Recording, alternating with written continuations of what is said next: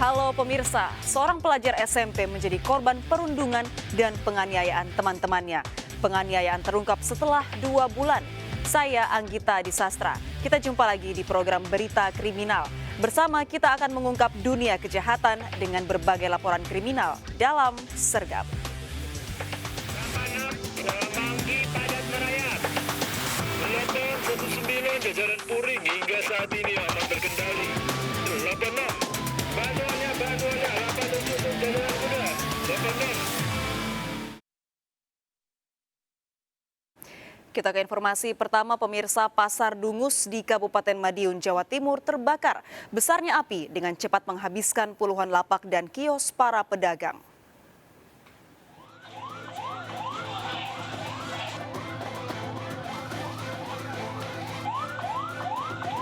Api membakar Pasar Dungus di Kecamatan Dagangan, Kabupaten Madiun, Jawa Timur. Kobaran api dengan cepat menyebar ke sejumlah kios. Sempat terdengar beberapa kali letusan yang berasal dari kios yang terbakar. Sejumlah pedagang terlihat panik dan bergotong royong menyelamatkan barang dagangannya. Banyaknya warga yang menonton menjadi kendala petugas menjangkau lokasi kejadian. Sejumlah mobil pemadam kebakaran dari kota dan Kabupaten Madiun didatangkan untuk memadamkan api. Pasar terbakar saat situasi sepi, hanya ada beberapa pedagang di bagian depan pasar. Dugaan sementara, kebakaran akibat korsleting listrik. Tadi saya kan duduk di luar, ada api, saya masuk langsung teriak-teriak kalau api pasarnya kobong, saya disambut kosek, langsung kos ke Dungus, langsung orang-orang saya suruh keluar semua.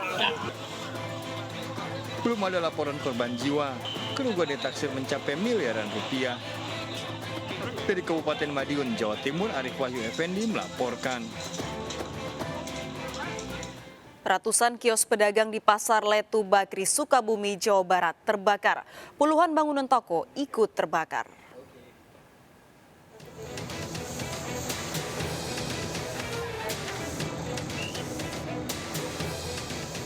Kebakaran menghanguskan 116 kios dan 21 toko pedagang di pasar tradisional Letu Bakri, Sukabumi, Sabtu malam. Banyaknya material yang mudah terbakar membuat api cepat membesar. Nyaris seluruh kios di lokasi terbakar. 9 unit mobil damkar dengan 80 personel diterjunkan ke lokasi. Api pertama muncul dari salah satu kios di tengah pasar. Diduga kebakaran akibat korsleting listrik. Untuk jumlah yang terbakar secara hitungan kasar, ini bukan secara keseluruhan ya. Untuk lapak atau kios sebanyak 116, sedangkan untuk toko ada 21. Kemungkinan jumlah ini akan bisa bertambah ya. Pada korban dalam kejadian, polisi masih menyelidiki penyebab pasti kebakaran. Kerugian akibat kebakaran mencapai ratusan juta rupiah. Dari Sukabumi, Jawa Barat, Budi Setiawan, iNews melaporkan. Keributan antar supporter sepak bola terjadi di luar dan di dalam Stadion Manahan, Solo, Jawa Tengah. Kericuan diduga akibat ulah sejumlah supporter yang memaksa masuk stadion meski tidak memiliki tiket.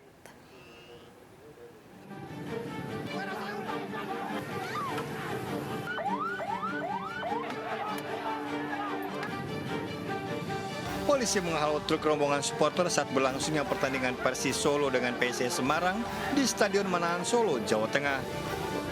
Saat salah satu truk diperiksa ditemukan batu dan botol. Akibat kejadian ini, Jalan Adi Sucipto di sekitar Stadion Manahan sempat ditutup. Kericuan juga terjadi di dalam Stadion Manahan, Solo. Dugaan sementara, kericuan terjadi setelah ratusan supporter memaksa masuk stadion meski tidak memiliki tiket. Tiket terasa ke stadion. Kayak Mas Wali bro. Tiket nogi Mas Wali. Gak jadi nonton Mas Gibran? Apa? Mas Gibran gak nonton, gak punya tiket? Ya nggak punya tiket. Nggak boleh. Kalau kita kan terserah. Kalau kami kan nggak punya tiket nggak apa-apa. Kami nyewa satu stadion kok. Tiket nogi Mas Wali. Mahal. Pertandingan Liga 1 Persis Solo dengan PSIS Semarang berakhir imbang 0-0. Dari Solo, Jawa Tengah, Septiantoro melaporkan. Dua kelompok warga terlibat tawuran di underpass Manggarai, Tebet, Jakarta Selatan. Tawuran kerap terjadi di lokasi itu dan meresahkan warga.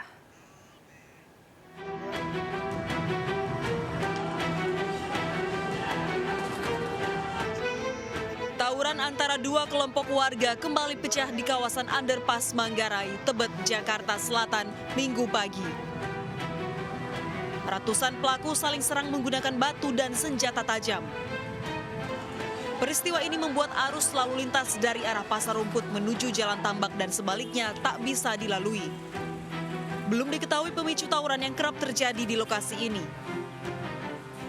Anak tuyul sama anak sini nih, pakai sempat. Biasa yang kemarin Juga itu jadinya.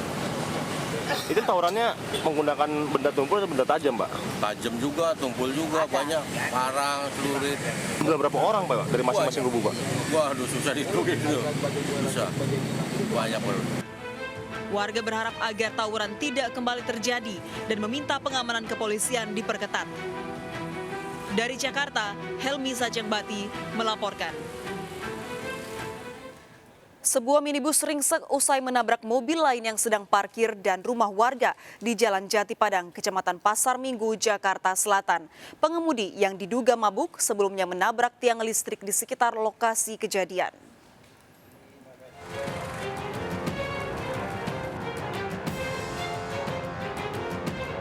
Sebuah minibus hancur di bagian depan setelah menabrak tembok rumah warga dan kendaraan lain yang sedang parkir di Jalan Jati Padang, Kecamatan Pasar Minggu, Jakarta Selatan.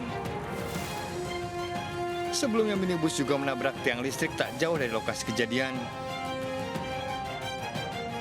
Pengemudi minibus yang diduga mabuk melaju kencang dari arah Jalan Raya Pasar Minggu menuju Jalan TB Simatupang. Namun pengemudi tak bisa menguasai laju kendaraan hingga hilang kendali dan menabrak tiang listrik hingga terpental dan menabrak pagar serta tembok rumah warga. Kendaraan mobil ini juga kendaraan itu kena pintu, kena pintunya dia nabraknya. Dia sebelumnya dinabrak tiang listrik dulu. Ya. Dari tiang listrik baru ke sini. Usai kejadian, sopir pengemudi minibus yang terluka dibawa ke rumah sakit. Kasusnya ditangani unit Laka Lantas Polres Metro Jakarta Selatan. Dari Jakarta, Helmi Sajangbati melaporkan. Seorang janda muda nekat mencuri motor dan kotak amal masjid di Pangkal Pinang, Bangka Belitung untuk bekal foya-foya. Pelaku telah 2 kali mencuri motor dengan membobol jendela rumah warga.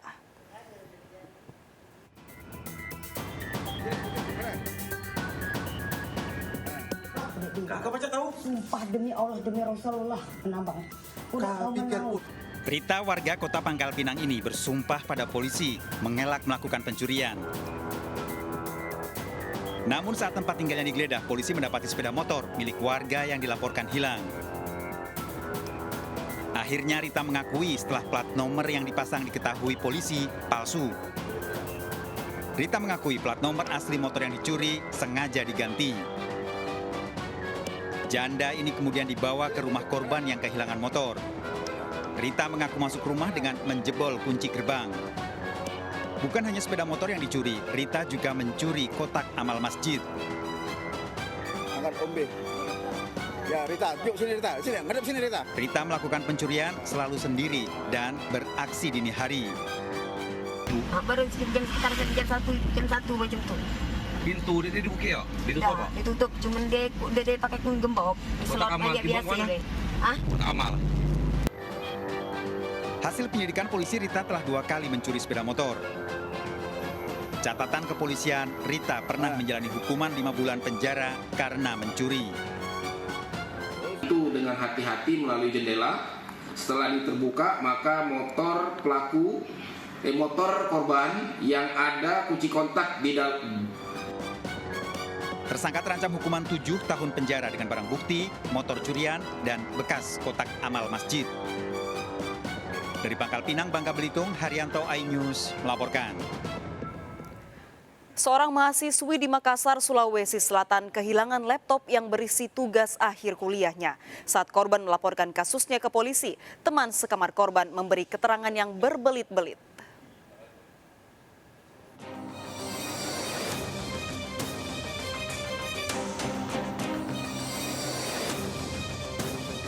Yuni Karniati, mahasiswa tingkat akhir, tak henti menangis setelah laptopnya dicuri dari kamar kosnya di Taman Landrea, Makassar, Sulawesi Selatan. Pada laptop korban tersimpan data revisi proposal yang tidak di-backup di perangkat lainnya. Pelaku D, 20 tahun, teman sekamar korban, tertangkap di rumahnya di Kabupaten Goa, Sulawesi Selatan. Ternyata diketahui bahwa pelaku itu merupakan teman sekamar daripada korban. Selanjutnya pelaku kami amankan di daerah Goa, kemudian kami bawa ke Polsek Taman Landrea untuk dilakukan penyelidikan lebih lanjut.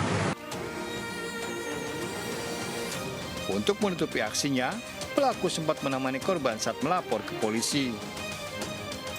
Namun saat diinterogasi, pelaku memberi keterangan berbelit. Pelaku terancam 5 tahun penjara. Dari Kota Makassar, Sulawesi Selatan, Muhammad Nurbone melaporkan. Pria pembunuh waria di Lubuk Linggau, Sumatera Selatan ditangkap polisi dalam pelariannya di Kota Padang, Sumatera Barat. Pelaku sakit hati karena gaji tak dibayar dan dipaksa melakukan hubungan intim. Pembunuhan terungkap setelah warga merasakan bau menyengat dari salon kecantikan korban.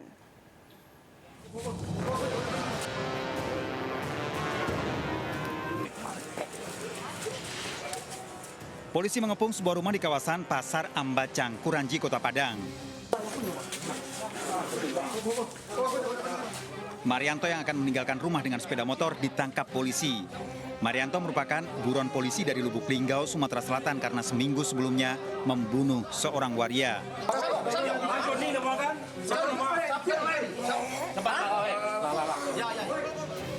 Marianto mengakui membunuh Tari, seorang waria majikannya.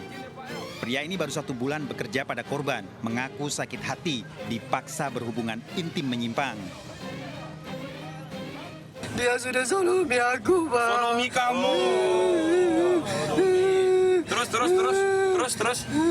Itulah aku jadi dia, Pak. Terus? Aku terima digituin, Pak. Hasil penyelidikan polisi, Marianto yang sudah berkeluarga bekerja pada korban selain mengerjakan pekerjaan rumah, juga membantu merias, namun belum digaji. Di sebuah salon yang dikelola oleh Ontari alias Mak Tari, yang juga sebagai korban dari pembunuhan. Setelah melakukan olah TKP, kemudian melakukan penyelidikan, kami langsung memburu pelaku yang malam ini akhirnya berkat bantuan dari Polresta Padang dapat kami amankan. Sepekan sebelumnya, bau menyengat dari sebuah ruko salon kecantikan di kawasan Rahma, Lubuk Linggau membuat warga curiga dan melapor pada polisi. Di dalam ruko, polisi menemukan mayat Tari, pemilik salon, dengan luka senjata tajam di pinggang. Hasil penyelidikan polisi, Tari selama 1 bulan terakhir tinggal bersama pembantunya, seorang pria warga asal Kota Bengkulu.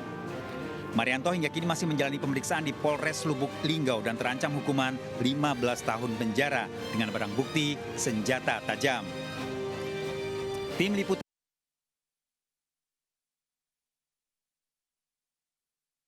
Dua kelompok silat terlibat bentrok dengan senjata tajam. Ikuti informasi lengkapnya sesaat lagi, tetap di Sergap.